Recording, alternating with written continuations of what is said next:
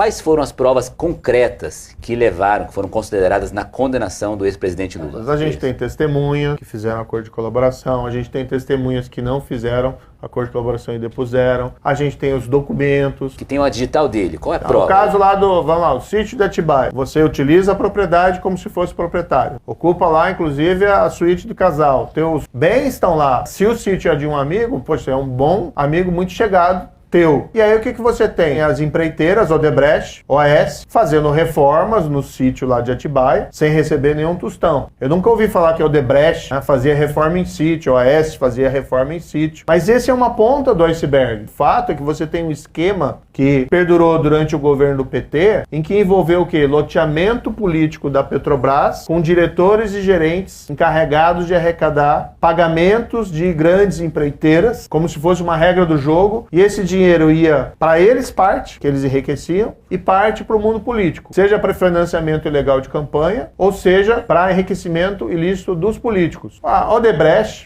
fez aquele acordo e revelou, o João Santana falou isso também, o Antônio Palocci falou isso, palavras deles, e tem documentos que foram apreendidos antes da colaboração, que o PT tinha uma caixa, uma espécie de uma conta corrente com a Odebrecht de 200 milhões de reais. Estava lá no programa especial italiano, que é um documento que foi apreendido antes. E aí você tem que fazer as interpretações e depois eles confirmaram esse conteúdo. E segundo eles mesmos, eram provenientes de trocas. E existiam provas concretas dessas testemunhas que fizeram delação premiada, né? Assim, eu pergunto, e-mails, conversa de WhatsApp, coisas que eles pudessem comprovar que de fato essas... Não, veja, ninguém é condenado com base na palavra de um colaborador. Isso. Sempre tem que ter prova de corroboração. Na época foi tudo divulgado, a gente publicou inclusive esse programa especial italiano, estava lá, italiano era o Palocci, e o próprio Marcelo Abrão, italiano era o Palocci. E tinha um documento que tinha sido apreendido antes, não foram documentos que eles entregaram com a colaboração, eles tinham sido encontrados antes. Mas você tem um fato objetivo,